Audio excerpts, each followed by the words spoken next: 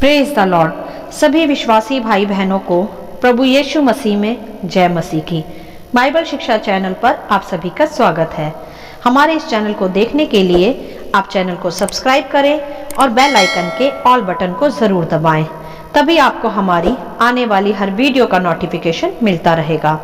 आज मैं आपके लिए बाइबल की पुस्तक से प्रभु यीशु के जन्म की संपूर्ण कहानी लेकर आई हूँ कि प्रभु यीशु का जन्म कहाँ और कैसे हुआ। यह आपको लूका अध्याय 1 और 2 में विस्तार से पढ़ने को मिल जाएगा। तो चलिए भाइयों बहनों, हम वीडियो स्टार्ट करते हैं।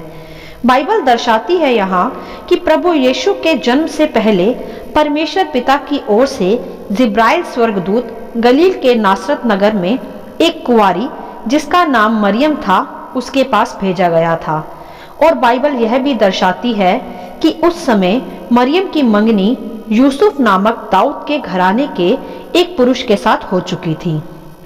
तब स्वर्गदूत ने मरियम के पास भीतर आकर कहा कि आनंद और जय तेरी हो, जिस पर ईश्वर का अनुग्रह हुआ है, प्रभु तेरे साथ है। यह सत्य है भाइयों बहनों कि मरियम पर परमेश्वर पिता का अनुग्रह ही हुआ था, जो उन्हें प्रभु यीशु की माता होने के लिए परमेश्वर ने चुना था। क्योंकि यह भी सत्य है कि मरियम एक धर्मी व पवित्र स्त्री थी, जो सदा इस्राएल के छुटकारे के लिए परमेश्वर से प्रार्थनाएं किया करती थी। माता मरियम की संपूर्ण कहानी व चरित्र को जानने के लिए आप हमारी वीडियो को भी देख सकते हैं, जिसका टाइटल है माता मरियम। उसका लिंक भी आपको डिस्क्रिप्शन बॉक्स में ही मिल जाएगा। यहाँ आज हम प्रभु यीशु के जन्म के विषय जानेंगे, जो मरियम के द्वारा हुआ। तब जब जिब्राइल दूत ने मरियम से यह सब कहा, तब वह यह सब सुनकर घबरा गई, क्योंकि वह तो कुंवारी कन्या थी। तब स्वर्गदूत ने उनसे कहा कि हे मरियम, भयभीत ना हो, क्योंकि परमेश्वर का अनुग्रह तुझ पर हुआ है। और देख, तू गर्भवती होगी और तेरे एक पुत्र उत्पन्न होगा, और तू उसका नाम यीशु रखना। वह महान होगा और परम प्रधान का पुत्र कहलाएगा, और प्रभु परमेश्वर उसके पिता दाऊद का सिंहासन उसको देगा, और वह याकूब के घराने पर सदा राज्य करेगा। उसके राज्य का कभी अंत ना होगा। हालेलुया। क्या अद्भुत वचन यहाँ हमारे प्रभु यीशु के जन्म से पूर्व ही परमेश्वर के स्वर्गदूत के द्वारा दर्शाए गए, क्योंकि यह सत्य है कि प्रभु के राज्य का कभी अंत नहीं होगा, और वही परम प्रधान परमेश्वर का पुत्र भी है। तब मरियम ने स्वर्गदूत से यह सब सुनकर कहा कि यह कैसे संभव होगा, क्योंकि मैं तो पुरुष को जानती भी नहीं। यह जानने से तात्पर्य उसके विवाह संबंध से था, क्योंकि वह अब तक पवित्र महिला ही थी। तब स्वर्गदूत ने मरियम से कहा कि पवित्र आत्मा तुझ पर उतरेगा और परम प्रधान की सामर्थ तुझ पर छाया करेगी, इसीलिए वह पवित्र जो उत्पन्न होने वाला है परमेश्वर का पुत्र कहलाएगा। हालेलुया। यह सत्य है मेरे प्रियो कि प्रभु यीशु परमेश्वर पिता की ही पवित्र आत्मा की छाया से उत्पन्न हुए, किसी संसारिक स्त्री पुरुष के संबंध से नहीं। इसीलिए वह पवित्र प्रभु पवित्र परमेश्वर की संतान भी कहलाए, क्योंकि वह अपने पवित्र पिता की छाया से उत्पन्न हुई संतान थे। तब मरियम ने स्वर्गदूत के उस वचन का आदर पूर्वक सम्मान किया और यह कहा कि मैं प्रभु की दासी हूँ, मुझे तेरे वचन के अनुसार ही हो। यह उत्तम भाग यहाँ दर्शाया गया है मरियम में कि उसने कुंवारी होते हुए भी अपनी यूसुफ के साथ हो रखी मंगनी की परवाह ना करते हुए भी परमेश्वर की आज्ञा का पालन किया, और उसके द्वारा भेजे शुभ संदेश को भी स्वीकार किया। और फिर वह ऐसी धन्य स्त्री कहलाई जो प्रभु यीशु की जगत के उद्धारकर्ता की माता कहलाई। यहाँ एक बात हमें मरियम से सीखनी चाहिए मेरे प्रियो, कि हमें भी परमेश्वर पिता की हर आज्ञा को सदा मानना चाहिए, तभी परमेश्वर की उत्तम योजनाएं हमारे जीवन में भी पूरी हो सकती हैं, और उसकी सभी योजनाएं हमारे लिए सदा भलाई को ही लाती है, ऐसा बाइबल दर्शाती है। इसका प्रमाण भी हम यहाँ मरियम के जीवन में देख सकते हैं। तो हमें भी हर परिस्थिति में आज्ञाकारी होना चाहिए, चाहे उस घड़ी हम परमेश्वर की योजनाओं को ना भी समझें, जैसे मरियम भी आज्ञाकारी बनी। तब आगे हम देखते हैं कि जब यूसुफ मरियम से मिला, तब उसे वह गर्भवती पाई गई, यह उस समय की बात थी जब मरियम अपनी बहन एलिशिबा के पास कुछ महीने रहकर आई थी। तब तक वह गर्भावस्था प्रकट होने लगी थी। तब जब यूसुफ ने उसे गर्भवती देखा, तब यूसुफ ने उसे बदनाम ना करना चाहा, क्योंकि यूसुफ भी एक धर्मी पुरुष था। परंतु यूसुफ ने उसे चुपचाप त्यागने का विचार बनाया।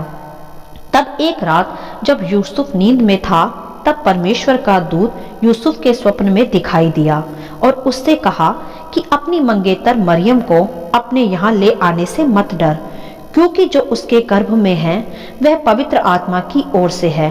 वह पुत्र जनेगी और तू उसका नाम यीशु रखना, क्योंकि वह अपने लोगों का उनके पापों से उद्धार करेगा। हालेलुया। तब यूसुफ उठकर अपनी मंगेतर को अपने यहाँ ले आया। मेरे प्रियो, यहाँ हम देख सकते हैं एक अन्य बात कि परमेश्वर अपनी योजनाओं व कार्यों को पूरा करने के लिए स्वप्न व दर्शनों में भी बात कर सकते हैं, जैसे उन्होंने यूसुफ से भी स्वप्न में बात की और प्रभु यीशु का नाम भी प्रकट किया, जिसका अर्थ है वह अपने लोगों का उनके पापों से उद्धार करेगा। इसीलिए मेरे प्रियो, हम भी प्रभु को उद्धारकर्ता भी कहते हैं। तब आगे हम देखते हैं कि उन दिनों में रोम में एक आज्ञा निकली थी कि सारे जगत के लोगों के नाम लिखे जाए, अर्थात लोगों की गिनती की जाए। उस समय में इजराइल जाति पर भी रोमी साम्राज्य का ही राज था, इसलिए इजराइल के भी सभी लोगों को वहां नाम लिखवाना अनिवार्य था, ताकि वह सब अपने अपने नगरों को जाएं। तब यूसुफ भी, जो दाऊद के घराने का था, गलील के नासक नगर से यहूदिया में दाऊद के नगर बैतलहम को गया कि अपनी मंगेतर के साथ जो गर्भवती थी नाम लिखवाए।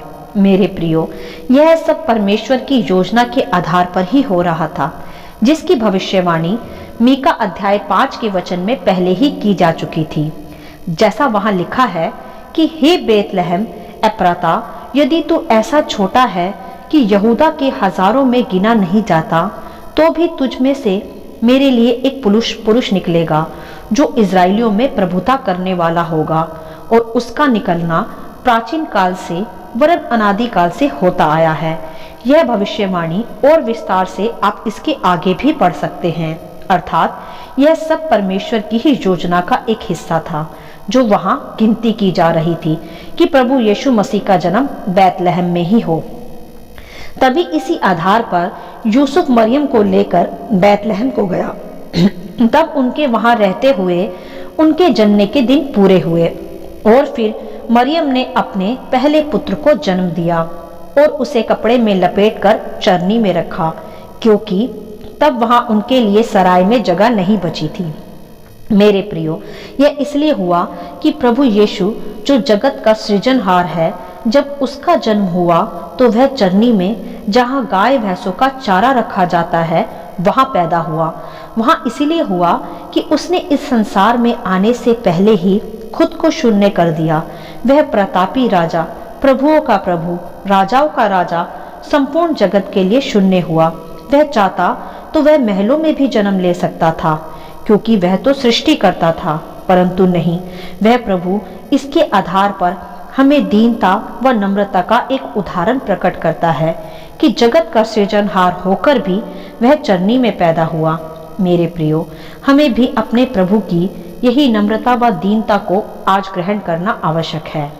तब आगे हम देखते हैं कि उस देश में बहुत से गडेरिये थे जो रात को अपने झुंड पर पहरा देते थे। गडेरिये अर्थात चरवाहे। तब प्रभु का एक दूत उनके पास आया और प्रभु का तेज उन गडेरियों की चारों ओर चमका और वह बहुत डर गए। तब स्वर्गदूतों ने उनसे कहा कि मत डरो, क्योंकि देखो, मैं तुम्हें बड़े आनंद का सुसमाचार सुनाता हूँ, जो सब लोगों के लिए होगा, कि आज दाऊद के नगर में तुम्हारे लिए एक उद्धारकर्ता जन्मा है, और यही मसीह प्रभु है। हालेलुया। और तुम उसे एक चरनी में कपड़े में लिपटा हुआ पाओगे। अर्थात प्रभु यीशु के जन्म का सुसमाचार सर्वप्रथम चरवाहों को ही मिला।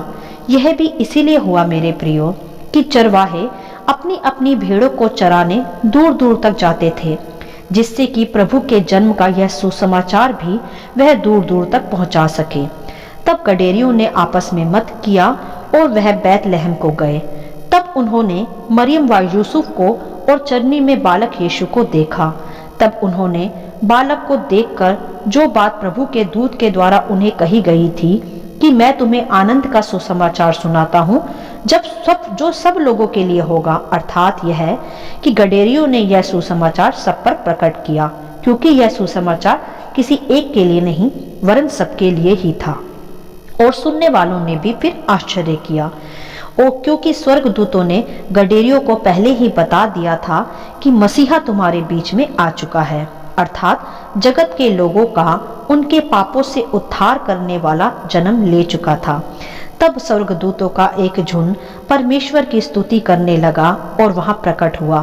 तो इस प्रकार मेरे प्रियो, प्रभु यीशु का जन्म पृथ्वी पर एक साधारण स्त्री के द्वारा बैतलहम में एक छोटी सी चरनी में हुआ, जिसका सुसमाचार फिर पूरे बैतलहम में फैल गया।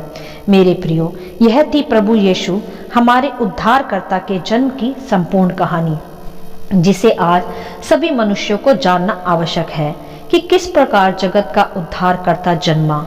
मेरे प्रियो, यहाँ हम देख सकते हैं और पूरी तरह जान भी सकते हैं कि किस प्रकार हमारे प्रभु यीशु का जन्म इस पृथ्वी पर हुआ और किस प्रकार प्रभु ने अपने जन्म का स्थान एक चरनी निर्धारित किया, क्योंकि वह पवित्र परमेश्वर शून्य हुआ, दीन हुआ, नम्र बना, जिससे जगत में एक उत्तम नमूना बनकर वह प्रकट हो सके और यह सिद्ध हो कि वही पवित्र परमेश्वर का पुत्र मसीह है और प्रभुता सर्वदा उसके कांधे पर है। इस संपूर्ण कहानी में हमें यही दर्शाया गया है कि प्रभु का जन्म कोई महलों में नहीं हुआ, राजाओं के रूप में नहीं हुआ, वरन एक साधारण महिला के द्वारा बैतलहम की छोटी सी चरनी में हुआ। और हम अब जानते हैं कि वही अब राजाओं का राजा और प्रभुओं का प्रभु है, जो जगत के मनुष्यों के पापों को लेकर बलिदान हुआ और तीसरे दिन जी उठा, और वह आज भी जीवित है। मेरे प्रियो, यह सिद्ध करता है कि स्वर्ग का अधिकारी होने के लिए पहले खुद को हमें भी इस पृथ्वी पर शून्य करना चाहिए, तभी हम भी महिमा का वह मुकुट पाएंगे जो हमारे लिए भी हमारी सृष्टि से पहले ही रखा गया है। जैसे प्रभु यीशु चरनी में पैदा हुए, अर्थात उसके पश्चात स्वर्ग के अधिकारी बने। स्वर्ग के परमेश्वर ने संपूर्ण जगत के पापों के छुटकारे के लिए ही पृथ्वी पर मनुष्य के रूप में जन्म लिया, जिससे जगत उद्धार पाए और अनंत जीवन में प्रवेश करे। अब जो उन्हें अपना उद्धारकर्ता स्वीकार करता है, उन पर कोई दंड की आज्ञा नहीं होती, क्योंकि वही एकमात्र ऐसा मनुष्य बना पृथ्वी पर जो पवित्र कहलाया, और उस पर विश्वास करने वाले भी अब पवित्र परमेश्वर की संतान कहलाएंगे। बस हमें पृथ्वी पर खुद को सर्वदा नम्र व दीन करना है, जैसे हमारे प्रभु यीशु ने किया। तो मेरे प्रियो, यह थी प्रभु यीशु के जन्म की कहानी कि किस प्रकार वह चरनी में पैदा हुआ और वह जगत का उद्धार करता संपूर्ण मानव जाति के लिए बलिदान हुआ। इन दिनों जिस तरह से क्रिसमस का सीजन है, तो हमें प्रभु यीशु के जन्म के विषय जानना आवश्यक है और दूसरों को भी इसके विषय बताना आवश्यक है। मैं आशा करती हूँ कि इस संपूर्ण अध्याय का संक्षिप्त विवरण आप सभी को समझ में आया होगा। परमेश्वर आपको अपनी पवित्र आत्मा की भरपूरी से सदा भरता रहे। यदि आप चाहते हैं कि दूसरे भी इसे सुनकर आशीष पाएं, तो आप दूसरों के साथ भी इसे शेयर कर सकते हैं, क्योंकि हमारे प्रभु यीशु मसीह की यही इच्छा है। आमीन and God bless you all.